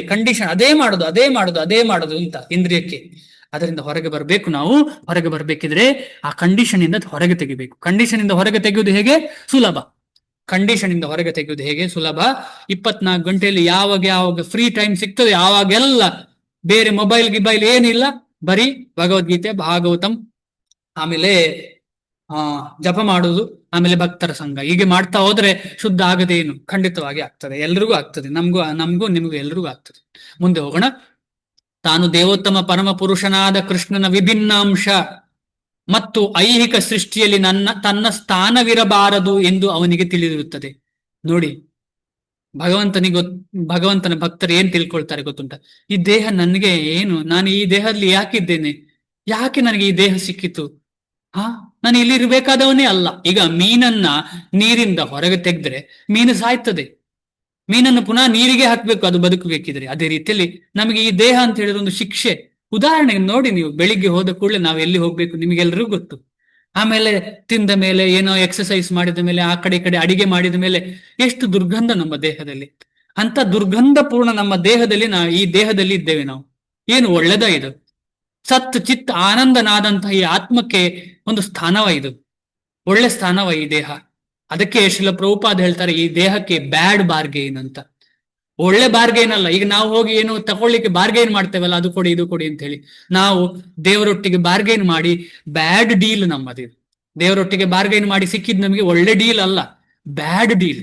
ಈ ಬ್ಯಾಡ್ ಡೀಲಿಂದ ಯಾವಾಗ ನಾವು ಹೊರಗೆ ಬರುದು, ಸಂಪೂರ್ಣವಾಗಿ ಭಗವಂತನ ವಿಭಿನ್ನ ಅಂಶ ನಾವು ಅಂತ ಅರ್ಥ ಮಾಡಿಕೊಂಡು, ಆಮೇಲೆ ನೇರವಾಗಿ ಭಗವಂತನಿಗೆ ಸಂಬಂಧ ಇರುವಂತಹ ಸೇವೆಯಲ್ಲಿ ತೊಡಗಿಕೊಳ್ಳುವುದು ಸುಲಭ. ಬೇರೆ ಸುಮ್ಮನೆ ಕೂತು ಧ್ಯಾನ ಗೀನ ಎಲ್ಲ ಮಾಡುವ ಅವಶ್ಯಕತೆ ಇಲ್ಲ. ಸುಲಭವಾದ ವಿಷಯ, ಕಷ್ಟ ಇಲ್ಲ. ಇದಕ್ಕೇನಾಗ್ಬೇಕು? ಹೃದಯ ಶುದ್ಧಿ ಬೇಕು. ಸ್ವಲ್ಪ ಶ್ರದ್ಧೆ ಬೇಕು, ಜಾಸ್ತಿ ಶ್ರದ್ಧೆ ಬೇಡ, ಸ್ವಲ್ಪ. ಅದಕ್ಕೆ ಹೇಳುದು ಕೋಮಲ ಶ್ರದ್ಧೆ ಅಂತ. ಕೋಮಲ ಶ್ರದ್ಧೆ ಇದ್ರೂ ಕೂಡ ಸಾಕು. ತುಂಬಾ ಗಾಢ ಶ್ರದ್ಧೆ ಇರಬೇಕು ಅಂತಿಲ್ಲ. ಕೋಮಲ ಶ್ರದ್ಧೆ ಇರುವವನಿಗೆ ಏನಾಗ್ತದೆ, ಹೌದಲ್ಲ ಇವರು ಹೇಳಿದ್ರು ಸತ್ಯ ಅಂತ ಅನ್ನಿಸ್ಲಿಕ್ಕೆ ಶುರುವಾಗಿ ನಿಧಾನವಾಗಿ ಜಪ ಮಾಡ್ಲಿಕ್ಕೆ ಶುರು ಮಾಡುದು, ಭಗವದ್ಗೀತೆ ಓದ್ಲಿಕ್ಕೆ ಶುರು ಮಾಡುದು ಮಾಡಿದ್ರೆ ಖಂಡಿತವಾಗಿ ಮುಂದೆ ಬರ್ತದೆ ಜೀವನದಲ್ಲಿ. ನಾವು ವಾಸ್ತವವಾಗಿ ತಾನು ನಿತ್ಯ ಜ್ಞಾನಾನಂದನಾದ ಪರಮ ಪ್ರಭುವಿನ ವಿಭಿನ್ನಾಂಶ ಎಂದು ಅವನಿಗೆ ಗೊತ್ತು. ಹೇಗೋ ತಾನು ಜೀವನದ ಭೌತಿಕ ಕಲ್ಪನೆಯಲ್ಲಿ ಸಿಕ್ಕಿಕೊಂಡಿದ್ದೇನೆ ಎಂದು ಅವನು ಗುರುತಿಸುತ್ತಾನೆ. ಅವನಿಗೆ ಅರ್ಥ ಆಗ್ತದೆ, ನಾನು ಇಲ್ಲಿರ್ಬೇಕಾದವನಲ್ಲ, ಭಗವಂತನ ಸೇವೆ ಮಾಡಿ ನಿತ್ಯವೂ ಭಗವಂತನ ಸೇವೆ ಮಾಡುವಂತಹವನು ನಾನು, ಆತ್ಮ ನಾನು. ಆದ್ರೆ ನನಗೆ ನನ್ನ ಈ ಕೆಟ್ಟ ಆಸೆಯಿಂದಾಗಿ ಈ ದೇಹ ಸಿಕ್ಕಿದೆ. ತನ್ನ ಪರಿಶುದ್ಧ ಅಸ್ತಿತ್ವದಲ್ಲಿ ತನ್ನ ಭಕ್ತಿ ಸೇವೆಯ ಚಟುವಟಿಕೆಗಳನ್ನು ದೇವೋತ್ತಮ ಪರಮ ಪುರುಷನಾದ ಕೃಷ್ಣನ ಸೇವೆಗೆ ಸೆರೆ ಹೊಂದಿಸುವುದು ಅವನ ಕರ್ತವ್ಯ. ಆದುದರಿಂದ ಅವನು ಕೃಷ್ಣ ಪ್ರಜ್ಞೆಯ ಚಟುವಟಿಕೆಗಳಲ್ಲಿ ತೊಡಗುತ್ತಾನೆ. ಅವನಿಗೆ ಅರ್ಥ ಆದ ಕೂಡಲೇ ಏನ್ ಮಾಡ್ತಾನೆ? ಸಂಬಂಧ ಅರ್ಥ ಆದ ಕೂಡಲೇ ಅಭಿಧೇಯ ಮಾಡ್ತಾನೆ. ಏನಂದ್ರೆ ಚಟುವಟಿಕೆ ಮಾಡ್ಲಿಕ್ಕೆ ಶುರು ಮಾಡ್ತಾನೆ. ನನಗೆ ಅರ್ಥ ಆಯ್ತು ಸಂಬಂಧ ಏನಂದ್ರೆ ನಾನು ಆತ್ಮ, ನಾನು ಶುದ್ಧ, ಭಗವಂತನ ಅಂಗ, ನಾನು ಭಗವಂತನ ಅಂಶ, ನಾನು. ಆದ ಕಾರಣ ನನ್ನ ಒಂದು ಚಟುವಟಿಕೆ ಅಂದ್ರೆ ಭಗವಂತನ ಸೇವೆ, ಭಗವಂತನ ಸೇವೆ. ಆದ ಕಾರಣ ನಾವು ಅರ್ಥ ಮಾಡ್ಕೊಳ್ಬೇಕು, ಈ ದೇಹ ಇರುವವರೆಗೆ ನಾವು ಇಂದ್ರಿಯದಿಂದ ಜಾಗೃತಿ ಇರಬೇಕು. ಈಗ ಉದಾಹರಣೆಗೆ ನಾವೆಲ್ಲ ಹೆಲ್ದಿ ಆಗಿದ್ದೇವೆ ಅಂತ ಅನ್ಕೊಳ್ತೇವೆ, ಆದ್ರೆ ನಮಗೆ ಯಾವತ್ತು ಬೇಕಿದ್ರೂ ಜ್ವರ ಬರುವುದು. ನಾಳೆ ನಮ್ಗೆ ಗೊತ್ತುಂಟ ನಾಳೆ ಬರ್ಲಿಕ್ಕಿಲ್ಲ, ಧೈರ್ಯ ಎಷ್ಟೇ ಇಟ್ಕೊಳ್ಬಹುದು, ನನಗೇನಾಗುದಿಲ್ಲ ಏನಾಗುದಿಲ್ಲ ಏನಾಗುದಿಲ್ಲ, ನಾಳೆ ಜ್ವರ ಬರುದಿಲ್ಲ ಅಂತ ಏನು ಗ್ಯಾರಂಟಿ ಅಲ್ವಾ? ಅದೇ ರೀತಿಯಲ್ಲಿ ಈ ದೇಹ ಇರುವವರೆಗೆ ಯಾವತ್ತು ರಿಸ್ಕ್ ಇರ್ತದೆ. ಆದ ಕಾರಣ ಎಷ್ಟಾಗ್ತದೆ ಅಷ್ಟು ನಾವು ಸ್ಯಾಂಕ್ಟಿಫೈ ಆಗ್ಬೇಕು. ಸ್ಯಾಂಕ್ಟಿಫೈ ಅಂದ್ರೆ ಇಮ್ಯುನಿಟಿ ಡೆವಲಪ್ ಮಾಡೋದು. ಅದು ಶಿಲ ಪ್ರಭುಪಾದರು ಮುಂಚೆ ಹೇಳಿದಾರಲ್ಲ, ಇಮ್ಯುನಿಟಿ ಡೆವಲಪ್ ಮಾಡೋದು. ಇಮ್ಯುನಿಟಿ ಅಂದ್ರೆ ಕೆಟ್ಟದೆಲ್ಲ ತಿನ್ನದೆ ಒಳ್ಳೆ ರೀತಿಯಲ್ಲಿ ಇಮ್ಯುನಿಟಿ ಡೆವಲಪ್ ಮಾಡಿದ್ರೆ ಏನಾಗ್ತದೆ, ನಮ್ಗೆ ಹೆಲ್ದಿ ಇರ್ತದೆ. ಹೆಲ್ದಿ ಇದ್ರೆ ನಾವು ಭಗವಂತನ ಸೇವೆ ಮಾಡ್ಲಿಕ್ಕೆ ಆಗ್ತದೆ. ಇಮ್ಯುನಿಟಿ ಡೆವಲಪ್ ಮಾಡೋದು. ಅದೇ ರೀತಿಯಲ್ಲಿ ದೇಹಕ್ಕೆ ಹೇಗೆ ಇಮ್ಯುನಿಟಿ ಕೊಡ್ತೇವೋ ಅದೇ ರೀತಿ ಆತ್ಮಕ್ಕೆ ಇಮ್ಯುನಿಟಿ ಅಂತ ಹೇಳಿದ್ರೆ ಭಕ್ತನ ಭಗವಂತನ ಸಂಘ, ಅದೇ ಇಮ್ಯುನಿಟಿ. ಭಕ್ತನ ಭಗವಂತನ ಸಂಘದಲ್ಲಿ ಏನಾಗ್ತದೆ, ನಮಗೆ ಇಮ್ಯುನಿಟಿ ಆಗ್ತದೆ. ಆ ಇಮ್ಯುನಿಟಿಯಿಂದ ಏನಾಗ್ತದೆ, ನಾವು ಭಗವಂತನ ಹತ್ತಿರ ಹೋಗ್ಲಿಕ್ಕೆ ಸಾಧ್ಯ. ಆದುದರಿಂದ ಅವನು ಕೃಷ್ಣ ಪ್ರಜ್ಞೆಯ ಚಟುವಟಿಕೆಗಳಲ್ಲಿ ತೊಡಗುತ್ತಾನೆ. ಇಂತಹ ಒಂದು ಚಟುವಟಿಕೆ ಉಂಟಲ್ಲ, ಎಲ್ಲರಿಗೂ ಮಾಡ್ಲಿಕ್ಕೆ ಆಗ್ತದೆ. ಚಿಕ್ಕ ಮಗುವಿಂದ ಹಿಡಿದು ದೊಡ್ಡವರವರೆಗೆ, ಪ್ರಾಯ ಆದವರಿಗೆ ಎಲ್ಲರಿಗೂ ಮಾಡುವ ಅವಕಾಶ ಇರುವಂತದ್ದು ಇದು. ಎಲ್ಲರಿಗೂ ಆಗುವದ್ದು, ಯಾರಿಗೂ ಇದು ಸಾಧ್ಯ ಇಲ್ಲ ಅಂತಿಲ್ಲ. ಈಗ ಹೋಗಿ ದೇವಸ್ಥಾನದಲ್ಲಿ ದರ್ಶನ ಮಾಡೋದು ನನಗೆ ಆಗುದಿಲ್ಲ ಅಂತ ಹೇಳಲಿಕ್ಕೆ ಆಗ್ತದೆ, ಎಲ್ಲರೂ ಮಾಡಬಹುದು. ಈ ದೇವಸ್ಥಾನಕ್ಕೆ ಹೂ ತಕೊಂಡು ಹೋಗಿ ಅರ್ಪಣೆ ಮಾಡೋದು ನಂಗೆ ಆಗುದಿಲ್ಲ, ಎಲ್ಲರಿಗೂ ಮಾಡಬಹುದು. ದೇವಸ್ಥಾನದಲ್ಲಿ ಸ್ವಲ್ಪ ನೀರು ಹಾಕಿ ತೊಳೆಯುವುದು ಎಲ್ಲರಿಗೂ, ಅಂದ್ರೆ ಆರೋಗ್ಯ ಇದ್ದವರು ಎಲ್ಲರೂ ಮಾಡಬಹುದು. ಈ ರೀತಿಯಲ್ಲಿ ಭಕ್ತಿ ಸೇವೆ ಎಲ್ಲರಿಗೂ ಮಾಡುವಂಥದ್ದು. ಆದರೆ ಹೃದಯ ಬೇಕು, ಮನಸ್ಸು ಬೇಕಷ್ಟೇ. ನಮಗೆ ಮನಸ್ಸೇ ಇಲ್ಲ, ಯಾಕೆಂದ್ರೆ ಆ ಮನಸ್ಸು ಇಂದ್ರಿಯದಲ್ಲೇ ನಿಂತಿದೆ. ಎಲ್ಲಿ? ಭಗವಂತನ ಚರಣದಲ್ಲಿ ನಿಲ್ಬೇಕಾದ ಇಂದ್ರಿಯಗಳು ಎಲ್ಲಿ ನಿಲ್ತಿದೆ? ಐಹಿಕ ಸುಖದಲ್ಲೇ ನಿಂತಿದೆ. ಇದು ಮಾಡಿದ್ರೆ ಎಂತ ಸಿಗ್ತದೆ ನನಗೆ, ಇದು ಮಾಡಿದ್ರೆ ನನಗೆಂತ ಸಿಗ್ತದೆ, ನನಗೆಂತ ಸಿಗ್ತದೆ ಅಂತ ಒಂದು ಕೂಡ ನಾವು ಸೇವಾ ರೂಪದಲ್ಲಿ ಮಾಡುವುದಿಲ್ಲ. ಐಹಿಕ ಚಟುವಟಿಕೆಗಳು ಸನ್ನಿವೇಶಕ್ಕೆ ಮಿತಗೊಂಡವು ಮತ್ತು ತಾತ್ಕಾಲಿಕ. ಐಹಿಕ ಚಟುವಟಿಕೆ ಸನ್ನಿವೇಶಕ್ಕೆ ಮಿತಗೊಂಡವು ಮತ್ತು ತಾತ್ಕಾಲಿಕ. ಈಗ ನಂಗೆ ಸುಖ ಅಂತ ಹೇಳುದು ಇನ್ನೊಬ್ಬನಿಗೆ ದುಃಖ ಅಲ್ವಾ? ಈಗ ನಾಯಿ ಮರಿ ನಾರ್ಮಲ್ ನೆಲದಲ್ಲಿ ಮಲ್ಕೊಳ್ತದೆ, ಅಲ್ಲಿ ಇರುವುದು ಜೀವ. ಆಮೇಲೆ ನಾನು ಬೆಡ್ ಅಲ್ಲಿ ಮಲಗ್ತೇನೆ, ನನಗೆ ನೆಲದಲ್ಲಿ ಮಲಗುದು ಅಂತ ಹೇಳಿದ್ರೆ ದುಃಖ ಕೊಡ್ತದೆ. ಆದ್ರೆ ಅದೇ ನಾಯಿಗೆ ದುಃಖ ಉಂಟು, ಇಲ್ಲ ಆರಾಮದಲ್ಲಿ ಮಲ್ಕೊಳ್ತದೆ. ಒಂದು ಉದಾಹರಣೆ. ಆಮೇಲೆ ಬಿಸಿಲುಗಾಳಲ್ಲಿ ಬಿಸಿಲು ಟೈಮಲ್ಲಿ ನಮಗೆ ಅಡಿಗೆ ಮಾಡೋದು ಕಷ್ಟ. ಅದೇ ಬಿಸಿಲು ನಮಗೆ ಒಳ್ಳೆ ಚಳಿಗಾಲದಲ್ಲಿ ಬಂದ್ರೆ ಆಹಾ ಎಷ್ಟು ಖುಷಿ ಆಗ್ತದೆ. ಇದು ಶಿಲ ಪ್ರಭುಪಾದರು ಹೇಳಿದ್ದಾರೆ ಅಲ್ವಾ? ಆದ ಕಾರಣ ನಮಗೆ ಅರ್ಥ ಆಗ್ಬೇಕು, ಐಹಿಕ ಚಟುವಟಿಕೆಗಳು ಸನ್ನಿವೇಶಕ್ಕೆ ಮೀನಿಕೊಂಡವು ಅಂತ. ಇದೆಲ್ಲ ಸನ್ನಿವೇಶ ಅಷ್ಟೇ, ಯಾವುದು ಪರ್ಮನೆಂಟ್ ಅಲ್ಲ. ಸತ್ಯ ಆದ್ರೆ ಪರ್ಮನೆಂಟ್ ಅಲ್ಲ. ಇದು ಒಂದು ಕ್ಷಣಿಕಕ್ಕೆ ಇರುವಂತದ್ದು ಇದು. ಆದ ಕಾರಣ ಅದನ್ನು ಹೇಗೆ ನಾವು ಇದು ಮಾಡ್ಬೇಕು ಅಂತ ಹೇಳಿದ್ರೆ, ತಾಂ ತಿತಿಕ್ಷಸ್ವ ಭಾರತ ಅಂತ ನಾವು ಶ್ಲೋಕ ಕೂಡ ಬಾಯ್ಪಾಠ ಮಾಡ್ತಾ ಇದ್ದೇವೆ. ಅದೇ ನಾವು ಅದನ್ನ ತಿತಿಕ್ಷ ಸಹಿಸ್ಬೇಕು. ನಾವು ಅಂತ ವಿಚಾರಗಳನ್ನು ಸಹಿಸ್ಬೇಕು. ತುಂಬಾ ಭೌತಿಕ ಪ್ರಪಂಚದಲ್ಲಿ ಮುಳುಗುವಂತಹ ಕಾರ್ಯಚಟುವಟಿಕೆಗಳಲ್ಲಿ ಇರಬಾರದು. ಅದು ಬೇಕು, ಇದು ಬೇಕು, ಹಾಗೆ ಮಾಡಬೇಕು, ಹೀಗೆ ಮಾಡಬೇಕು. ಇಲ್ಲ, ಆದಷ್ಟು ನಾವು ವೈರಾಗ್ಯವನ್ನು ಬೆಳೆಸಿಕೊಳ್ಳಿಕ್ಕೆ ಪ್ರಯತ್ನ ಪಡಬೇಕು. ಆ ವೈರಾಗ್ಯ ಭಗವಂತನ ಸೇವೆ ಮಾಡುವಂತಹ ವೈರಾಗ್ಯ ಆಗ್ಬೇಕು. ಆದ ಕಾರಣ ಅಂತಹ ತಾತ್ಕಾಲಿಕವಾದ ವಿಚಾರಗಳಿಗೆ ನಾವು ಹೆಚ್ಚು ಮನಸ್ಸು ಕೊಡಬಾರದು. ಆದುದರಿಂದ ಆತನಿಗೆ ಸಹಜವಾಗಿ ಭೌತಿಕ ಇಂದ್ರಿಯಗಳ ಚಟುವಟಿಕೆಗಳಲ್ಲಿ ಆಸಕ್ತಿ ಇರುವುದಿಲ್ಲ. ಯಾರಿಗೆ? ಭಗವದ್ಭಕ್ತನಿಗೆ. ತನ್ನ ಬದುಕಿನ ಐಹಿಕ ಸ್ಥಿತಿಯು ಭಗವಂತನ ಪರಮ ನಿಯಂತ್ರಣದಲ್ಲಿದೆ ಎಂದು ಅವನಿಗೆ ಗೊತ್ತು. ಎಲ್ಲ ನಡೆಯುವುದು ಭಗವಂತನಿಂದ ಅಂತ ಅವನಿಗೆ ಗೊತ್ತು. ನನಗೆ ಜ್ವರ ಬಂತಾ? ಸರಿ, ನನಗೆ ಜ್ವರ ಬಂತು, ತೊಂದರೆ ಇಲ್ಲ, ನಾನು ಸೇವೆ ಮಾಡೇ ಮಾಡ್ತೇನೆ. ಜ್ವರ ಬಂದ್ರು ಏನಾದ್ರು, ಕೆಮ್ಮು ಬಂತ, ಸೇವೆ ಮಾಡಬೇಕು. ಈ ರೀತಿಯಲ್ಲಿ ಅವನಿಗೆ ಏನು ಚಿಂತೆ ಮಾಡೋದಿಲ್ಲ. ಅವನು ನೋವು, ಆಮೇಲೆ ಮನಸ್ಸು ಹಾಳಾಗುದು, ಇನ್ನೊಬ್ರು ಬೈದ್ರು ಮನಸ್ಸು ಹಾಳಾಗುದು, ಇದೇನಿದ್ರು ಒಂದು ಮಾತ್ರ ನಡೀತಾನೆ ಇರಬೇಕು, ಅದು ಭಗವಂತನ ಸೇವೆ. ಆದುದರಿಂದ ವಿವಿಧ ಬಗೆಯ ಪ್ರಾಪಂಚಿಕ ಪ್ರತಿಕ್ರಿಯೆಗಳು ಅವನ ಮನಸ್ಸನ್ನು ಕಲಕುವುದಿಲ್ಲ. ಇದೆ, ಯಾವುದು ಮನಸ್ಸನ್ನ ಕಲಕುವುದಿಲ್ಲ. ಅವನು ಸ್ಥಿತನಾಗಿರ್ತಾನೆ. ಇದನ್ನು ನಾವು 2ನೇ ಅಧ್ಯಾಯದಲ್ಲಿ ಓದಿದ್ದೇವೆ. ಈ ಪ್ರತಿಕ್ರಿಯೆಗಳು ಭಗವಂತನ ಕರುಣೆ ಎಂದು ಅವನು ಭಾವಿಸುತ್ತಾನೆ. ಏನೇ ತೊಂದರೆ ಬರಲಿ ಅದು ಭಗವಂತನ ಕರುಣೆ. ಏನೇ ಆಗ್ಲಿ, ನಾನು ಇವತ್ತಿಗೆ ಯಾವ ಸ್ಥಿತಿಯಲ್ಲಿ ಇದ್ದೇನೆ, ನನಗೆ ಈ ದೇಹ ಸಿಕ್ಕಿದೆ, ಇದು ಭಗವಂತನ ಕರುಣೆ, ನನಗೆ ಈ ದೇಹ ಸಿಕ್ಕಿದೆ. ಆದ್ರೆ ಈ ದೇಹಕ್ಕೆ ನಾನು ತಕ್ಕುದಾದವನಲ್ಲ. ಯಾಕೆಂತ ಹೇಳಿದ್ರೆ ನಾನು ಅಂತ ಕೆಲಸ ಮಾಡಿದ್ದೇನೆ, ಏನೋ ಕೀಳು ಜನ್ಮ ಸಿಗ್ಬೇಕಿತ್ತು, ಭಗವಂತ ಈ ರೀತಿಯಲ್ಲಿ ಯಾರು ದೇಹ ಕೊಟ್ಟಿದ್ದಾನೆ, ಈಗಲಾದ್ರೂ ನಾನು ಎಚ್ಚೆತ್ತು ಈ ಬ್ಯಾಡ್ ಡೀಲಿಂದ ಆದ್ರೂ ನಾನು ಮುಂದೆ ಬರಬೇಕು ಅಂತ ಹೇಳಿ ಭಗವದ್ ಭಕ್ತ ಚಿಂತಿಸ್ತಾನೆ. ಶ್ರೀಮದ್ ಭಾಗವತದ ಪ್ರಕಾರ ಪರಮ ಸತ್ಯವನ್ನು ನಿರಾಕಾರ ಬ್ರಹ್ಮ, ಅದೇ ಆಗ ಹೇಳಿದ ಶ್ಲೋಕ, ನಿರಾಕಾರ ಬ್ರಹ್ಮ, ಪರಮಾತ್ಮ ಮತ್ತು ದೇವೋತ್ತಮ ಪರಮ ಪುರುಷ ಎನ್ನುವ 3 ಸ್ವರೂಪಗಳಲ್ಲಿ ಅರಿತವನನ್ನು ತತ್ವವಿತ್ ಎಂದು ಕರೆಯಲಾಗುತ್ತದೆ. ಏಕೆಂದರೆ ಪರಮ ಪ್ರಭುವಿನೊಂದಿಗೆ ತನ್ನ ಸಂಬಂಧದ ವಾಸ್ತವ ಸ್ಥಿತಿ ಅವನಿಗೆ ಗೊತ್ತು. ಸಂಪೂರ್ಣ ಜ್ಞಾನ ಉಂಟು. ಇದರ ಬಗ್ಗೆ ಹಿಂದಿನ ಕ್ಲಾಸ್ಗಳಲ್ಲಿ ಓದಿದ ಕಾರಣ ಹೇಳ್ತಾ ಇಲ್ಲ, ಮುಂದೆ ಹೋಗೋಣ. ಒಂದು ಉದಾಹರಣೆ ಮೂಲಕ ನಾವು ತಿಳ್ಕೊಂಡಿದ್ದೇವೆ. ಬೆಟ್ಟದ ಉದಾಹರಣೆ ಆಗಿರ್ಬೋದು, ಸೂರ್ಯನ ಉದಾಹರಣೆ ಆಗಿರ್ಬೋದು, ನಾವು ಉದಾಹರಣೆ ಮೂಲಕ ತಿಳ್ಕೊಂಡಿದ್ದೇವೆ. 29ನೇ ಶ್ಲೋಕ, ಪ್ರಕೃತೇರ್ಗುಣ ಸಮ್ಮೂಢಾ ಸಜ್ಜಂತೆ ಗುಣಕರ್ಮಸು ತಾನ ಕೃಷ್ಣವಿದೋ ಮಂದಾನ್ ಕೃಷ್ಣವಿನ್ನ ವಿಚಾಲಯೇತ್. ಅನುವಾದ, ಪ್ರಕೃತಿಯ ಗುಣಗಳಿಂದ ಮೂಢರಾದ ಅಜ್ಞಾನಿಗಳು, ಜ್ಞಾನಿಗಳು ಏನ್ ಮಾಡ್ತಾರೆ ಅಂತ ನಮ್ಗೆ ಅರ್ಥ ಆಯ್ತು, ಇದು ಅಜ್ಞಾನಿಗಳು ಏನ್ ಮಾಡ್ತಾರೆ ಅಂತ. ಪ್ರಕೃತಿಯ ಗುಣಗಳಿಂದ ಮೂಢರಾದ ಅಜ್ಞಾನಿಗಳು ಸಂಪೂರ್ಣವಾಗಿ ಐಹಿಕ ಚಟುವಟಿಕೆಗಳಲ್ಲಿ ತನ್ಮಯರಾಗುತ್ತಾರೆ. ಸಂಪೂರ್ಣವಾಗಿ ಐಹಿಕ ಚಟುವಟಿಕೆಗಳಲ್ಲೇ ತನ್ಮಯರಾಗುತ್ತೆ. ಅಂದ್ರೆ ಹೆಚ್ಚಿನಾಂಶ ಭೂಮಿಯಲ್ಲಿರುವ ಎಲ್ಲರೂ ಇದೆಯಾ? 1% ಅಲ್ವಾ ಇರುವುದು, 1% ಇದ್ದಾರೆ ಇಲ್ವೋ ಸಂಶಯ. ಅದಕ್ಕೆ ಭಗವಂತ ಹೇಳ್ತಾರೆ, ಮನುಷ್ಯ ಜನ್ಮದಲ್ಲಿ ಭಗವದ್ಭಕ್ತಿ ಸಿಗುವರಂದ್ರೆ ಎಷ್ಟು ಬಾರಿ ವಿರಳ. ಅಂತ ವಿರಳ ಈಗ ಎಷ್ಟು ಜನ ಇದ್ದಾರೆ ನಿಮ್ಮ ಮನೆಯಲ್ಲಿ ಆಗಿರ್ಬೋದು, ನಿಮ್ಮ ಊರುಗಳಲ್ಲಿ ಆಗಿರ್ಬೋದು, ಎಷ್ಟು ಜನ ಭಕ್ತರಿದ್ದಾರೆ? ಭಾರಿ ಅಪರೂಪ. ನಾವು ಭಕ್ತರು ಅಂತಲ್ಲ, ಅಟ್ಲೀಸ್ಟ್ ಭಕ್ತರ ಕೆಳಗೆ ಇದ್ದೇವಲ್ಲ ಅಂತ ನಮ್ಗೆ ಆಸೆ, ಕೆಳಗೆ ಅವಕಾಶ ಸಿಗ್ತಾ ಉಂಟಲ್ಲ ಅಂತ ಆಸೆ. ಅಂತವರೇ ಕಮ್ಮಿ ಆಗಿದ್ದಾರೆ. ನಮ್ಮ ರೀತಿಯಲ್ಲಿ ಭಕ್ತಿ ಉಂಟು ಅಂತ ತಿಳ್ಕೊಳ್ಳುವವರೇ ಕಮ್ಮಿ ಆಗಿದ್ದಾರೆ. ಅದಕ್ಕೋಸ್ಕರ ಈ ಶ್ಲೋಕ ತುಂಬಾ ಇಂಪಾರ್ಟೆಂಟ್ ನಮಗೆ. ಯಾಕೆಂತ ಹೇಳಿದ್ರೆ ನಮ್ಮ ನಿಜ ಸ್ಥಿತಿಯನ್ನ ನಮಗೆ ಅರಿವು ಮಾಡ್ಲಿಕ್ಕೆ ಸಾಧ್ಯ. ಕೆಲಸ ಮಾಡುವವರ ಅಜ್ಞಾನದಿಂದ ಈ ಕರ್ತವ್ಯಗಳು ಕೆಳಮಟ್ಟದವಾದರೂ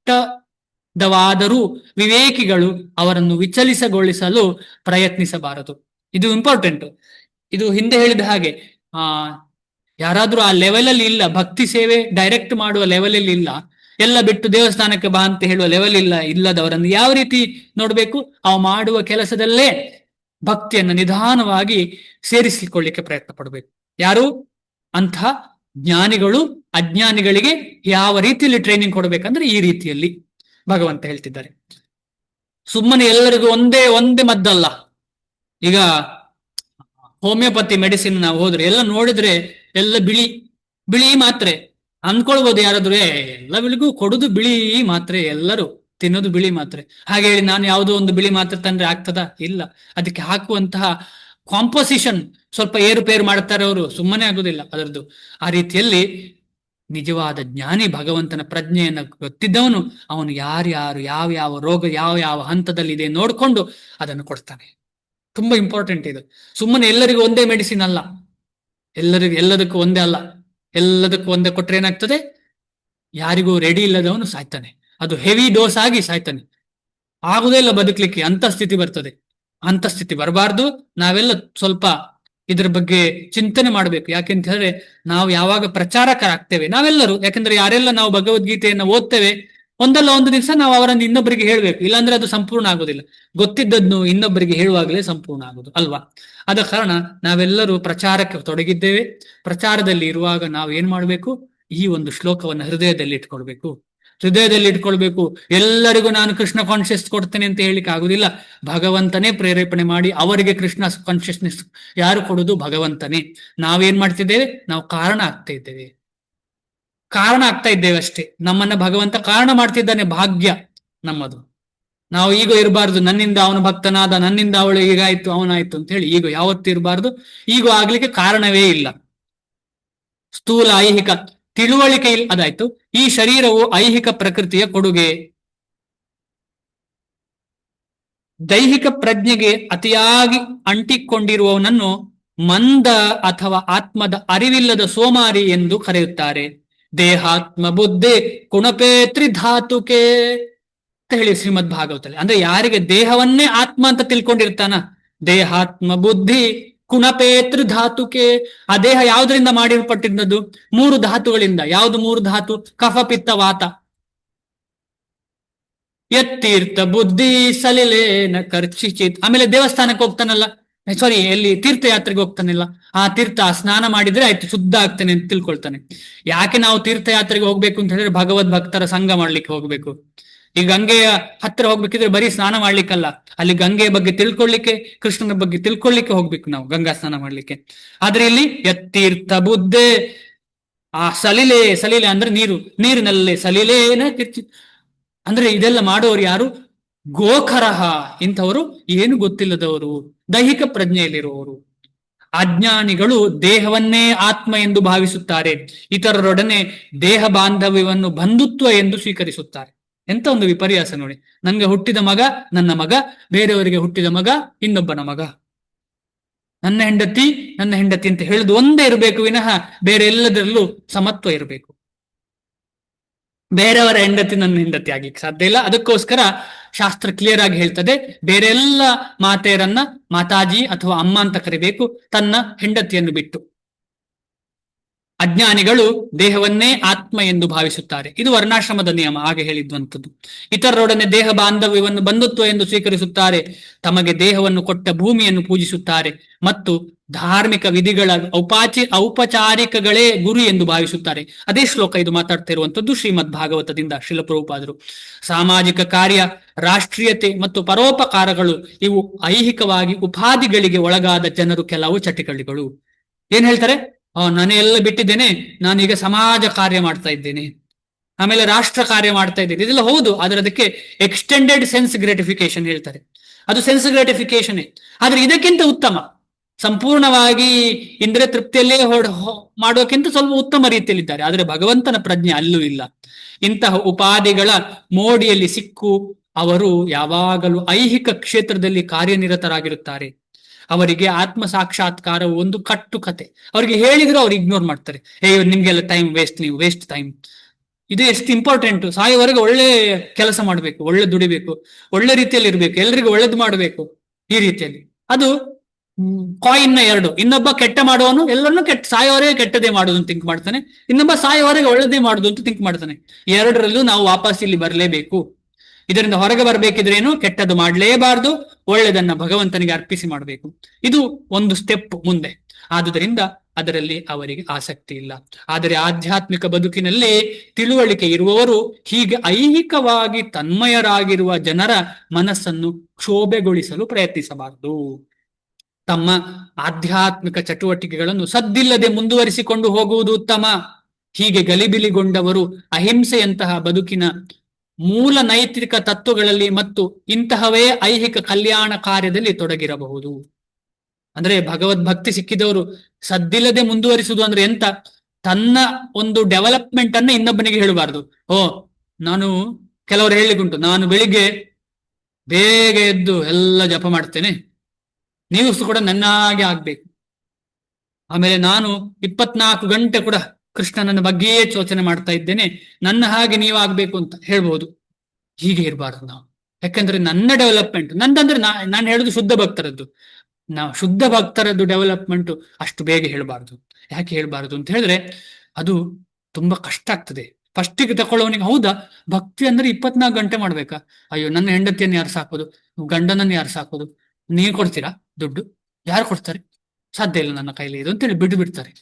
ಹಾಗಿರ್ಬಾರ್ದು. ಇಲ್ಲ, ನೀವು ಸ್ವಲ್ಪ ಸ್ವಲ್ಪ ಸ್ಟಾರ್ಟ್ ಮಾಡಿ ಅಂತ ಹೇಳ್ಬೇಕು. ಇದು ತುಂಬಾ ಇಂಪಾರ್ಟೆಂಟ್. ಅದನ್ನೇ ಇಲ್ಲಿ ಭಗವಂತ ಆಮೇಲೆ ಶ್ರೀಲ ಪ್ರಭುಪಾದರು ಹೇಳ್ತಾ ಇರುವಂಥದ್ದು. ಅಜ್ಞಾನಿಗಳಾದವರು ಕೃಷ್ಣ ಪ್ರಜ್ಞೆಯಲ್ಲಿನ ಚಟುವಟಿಕೆಗಳನ್ನು ಮೆಚ್ಚಿಕೊಳ್ಳಲಾರರು. ಆದುದರಿಂದ ಅವರನ್ನು ಕ್ಷೋಭೆಗೊಳಿಸಿ ಅಮೂಲ್ಯವಾದ ಸಮಯವನ್ನು ವ್ಯರ್ಥ ಮಾಡಬಾರದು ಎಂದು ಶ್ರೀಕೃಷ್ಣನ್ ನಮಗೆ ಬೋಧಿಸುತ್ತಾನೆ. ಅದಕ್ಕೆ ಇನ್ನೊಂದು ಕಡೆ ನಾಮ ಅಪರಾಧದಲ್ಲಿ ಏನು ಹೇಳಿದೆ? ಯಾರಿಗೆ ಶ್ರದ್ಧೆ ಇಲ್ವೋ ಅವರಿಗೆ ಹೇಳ್ಬಾರ್ದು. ಅಶ್ರದ್ಧಾನೇ ವಿಮುಖೋಪಿ ಅಶೃಣ್ವತಿ ಯಶ್ಚೋಪದೇಶ ಶಿವನಾಮ ಅಪರಾಧ. ಶಿವನಾಮಾಪ ಅಂದ್ರೆ ಭಗವಂತನ ನಾಮ. ಶಿವ ಅಂತ ಹೇಳಿದ್ರೆ ಆಸ್ಪೀಷಿಯಸ್ ಭಗವಂತನ ನಾಮ ಆಸ್ಪೀಷಿಯಸ್. ಅಂತಹ ಆಸ್ಪೀಷಿಯಸ್ ನಾಮದ ಮಹತ್ವವನ್ನ ಇಷ್ಟವೇ ಇಲ್ಲದವನಿಗೆ ಹೇಳ್ತಟ್ಟ ಸಮಯ ವ್ಯರ್ಥ ಮಾಡಬಾರದು ಅಂತ. ಆದರೆ ಭಗವಂತನ ಭಕ್ತರು ಭಗವಂತನಿಗಿಂತ ಹೆಚ್ಚು ಕೃಪಾಳು. ಏಕೆಂದರೆ ಅವರಿಗೆ ಭಗವಂತನ ಉದ್ದೇಶವು ತಿಳಿಯುತ್ತದೆ. ಆದ್ರಿಂದ ಅವರು ಎಲ್ಲ ಅಪಾಯಗಳನ್ನು ಎದುರಿಸುವರು. ಯಾರಿಗಾದ್ರೂ ಇಷ್ಟ ಇಲ್ಲ ಇದ್ರೂ ಹೋಗಿ ಹೇಳ್ತಾರೆ ಜಪ ಮಾಡು ಅಂತ. ಯಾಕೆ? ಅವರು ಭಗವಂತನಿಗಿಂತ ಜಾಸ್ತಿ ಕೃಪಾಳುಗಳು. ಭಗವಂತ ಹೇಳಿದ್ದನ್ನೇ ಮೀರ್ತಾ ಇದ್ದಾನೆ. ಈಗ ಇದಕ್ಕೆ ಒಂದು ಉದಾಹರಣೆ ಯಾರಿಗಾದ್ರೂ ಗೊತ್ತಾ? ಈ ನಿನ್ನೆಯ ಮೊನ್ನೆಯ ಅವರದ್ದು ಆವಿರ್ಭಾವ ತಿಥಿ ಆಗಿತ್ತು. ಯಾರು ಆವಿರ್ಭಾವ ಅಲ್ಲ, ತೀರೋ ಭಾವ ಗೊತ್ತಿಲ್ಲ. ಒಬ್ಬರು ಆಚಾರ್ಯರು, ಒಂದು ಪರಂಪರೆಯ ಆಚಾರ್ಯರವರು. ಮಧ್ವಾಚಾರ್ಯರ ಅಲ್ಲ, ರಾಮಾನುಜಾಚಾರ್ಯರ ಪರಂಪರೆಯಲ್ಲಿ ಒಬ್ಬರು ಆಚಾರ್ಯರು ಏನ್ ಮಾಡ್ತಾರೆ, ಅವರ ಗುರುಗಳು ಹೇಳ್ತಾರೆ, ಈ ಮಂತ್ರವನ್ನ ಯಾರಿಗೂ ಹೇಳಬಾರ್ದು, ನೀನು ಚೆನ್ನಾಗಿ ಇದನ್ನು ಸಾಧನೆ ಮಾಡಬೇಕು, ಇದು ನಿನಗೆ ಭಗವಂತನ ಪ್ರೀತಿ ಕೊಡ್ತದೆ, ಭಗವಂತನ ಸೇವೆ ಕೊಡ್ತದೆ ಈ ಮಂತ್ರ ಅಂತ ಹೇಳ್ತಾರೆ. ಆಚಾರ್ಯರು ಏನ್ ಮಾಡ್ತಾರೆ, ಆಯ್ತಾಯ್ತು ಅಂತ ಹೇಳ್ತಾರೆ. ಕೂಡ್ಲೆ ಗೋಪುರ ನಿಮ್ಗೆಲ್ಲ ಗೊತ್ತಲ್ಲ, ಮೇಲೆ ಹೋಗ್ತಾರೆ ಗೋಪುರಕ್ಕೆ, ದೇವಸ್ಥಾನದ್ದು. ಅಲ್ಲಿಂದ ದೊಡ್ಡಕ್ಕೆ ಎಲ್ರಿಗೂ ಬರುವ ಹಾಗೆ ಹೇಳ್ತಾರೆ. ಎಲ್ಲರೂ ಸೇರ್ತಾರೆ. ಎಲ್ಲರೂ ಸೇರುವಾಗ ಜೋರಾಗಿ ಹೇಳ್ತಾರೆ ಈ ಮಂತ್ರವನ್ನು ಹೇಳಿ ಅಂತ ಹೇಳಿ. ಅಂದ್ರೆ ಅಲ್ಲಿ ಗುರುಗಳು ಹೇಳಿದ್ರು ಹೇಳಬೇಡ, ಇಲ್ಲಿ ಭಗವದ್ ಭಕ್ತ. ಆಗ ಕೇಳ್ತಾರೆ ಗುರುಗಳು, ಯಾಕೆ ಹೀಗೆ ಮಾಡಿದಿ? ಇವರೆಲ್ಲ ತುಂಬಾ ಕಷ್ಟ ಪಡ್ತಾ ಇದ್ದಾರಲ್ಲ, ಅವ್ರನ್ನೆಲ್ಲರನ್ನ ನಾವು ಸೇವ್ ಮಾಡ್ಬೇಕಲ್ಲ ಅಂತ ನನಗೆ ಅನ್ನಿಸ್ತು. ಆಗ ಹೇಳ್ತಾರೆ ಗುರುಗಳು, ಕರೆಕ್ಟ್, ನೀನ್ ನಿಜವಾದ ಶಿಷ್ಯ ನನ್ನ ಅಂತ ಹೇಳ್ತಾರೆ. ಸೊ ಈ ರೀತಿಯಲ್ಲಿ ಶಿಷ್ಯರು ಅಥವಾ ಭಕ್ತರು ಯಾವತ್ತು ಎಲ್ಲಿ ನನಗೆ ಸಿಗ್ತದೆ ಅವಕಾಶ, ಎಲ್ಲಿ ಕೃಷ್ಣನ ಬಗ್ಗೆ ಹೇಳ್ಬೋದು ಇನ್ನೊಬ್ಬನಿಗೆ ಅಂತ ಪ್ರಯತ್ನ ಪಡ್ತಾ ಇರ್ತಾರೆ. ಹಾಗೆ ಹೇಳಿ ಸ್ಟ್ರೆಸ್ ತಗೊಳ್ಳೋದು ಯಾಕೆ? ಆ ಸ್ಟ್ರೆಸ್ ಭಗವಂತನ ಸೇವೆ, ಸುಮ್ಮನೆ ಅಲ್ಲ. ಸ್ಟ್ರೆಸ್ ಕೊಡುದು ಎಲ್ಲಿ ಯಾರಿಗೆ ಹೇಳ್ಬೋದು ಅಂತ ಹೇಳಿದ್ರು ಭಗವಂತನ ಸೇವೆ. ಮನುಷ್ಯನಿಗೆ ನಿಸ್ಸಂದೇಹವಾಗಿ ಅಗತ್ಯವಾದ ಕೃಷ್ಣ ಪ್ರಜ್ಞೆಯ ಕಾರ್ಯಗಳಲ್ಲಿ ಮಂದಮತಿಗಳನ್ನು ತೊಡಗಿಸುವ ಪ್ರಯತ್ನವನ್ನು ಮಾಡುವಷ್ಟು ದೂರ ಸಹ ಹೋಗುತ್ತಾರೆ. ಎಷ್ಟೇ ರಿಸ್ಕ್ ಇದ್ರೂ ಕೂಡ ಹೋಗ್ತಾರೆ. ಅದೇ ಅಲ್ವಾ ಈಗ ಶ್ರೀಲ ಪ್ರಭುಪಾದರು ತಗೊಂಡದ್ದು. ಆಮೇಲೆ ಶ್ರೀಲ ಪ್ರಭುಪಾದರು ಶಿಷ್ಯಂದಿರುವ ಪಾಕಿಸ್ತಾನ ಎಲ್ಲೆಲ್ಲಿ ಹೋಗಿದ್ದಾರೆ. ಈಗ ನಾನು ಹೋದಂತಹ, ನಿನ್ನೆ ಹೇಳಿದಂತಹ ಈ ದುಬಾಯಿ ಅಂತಹ ರಾಷ್ಟ್ರದಲ್ಲಿ ಕೂಡ ಭಕ್ತಿ ಪ್ರಚಲಿತವಾಗಿದೆ. ಹೇಗೆ? ಇಂತಹ ಶುದ್ಧ ಭಕ್ತರಿಂದಲೇ. ಇಷ್ಟು ಹೇಳಿ ಇವತ್ತು ನಿಲ್ಸೋಣ. ಏನಾದ್ರೂ ಪ್ರಶ್ನೆ ಇದ್ರೆ ಚರ್ಚೆ ಮಾಡೋಣ.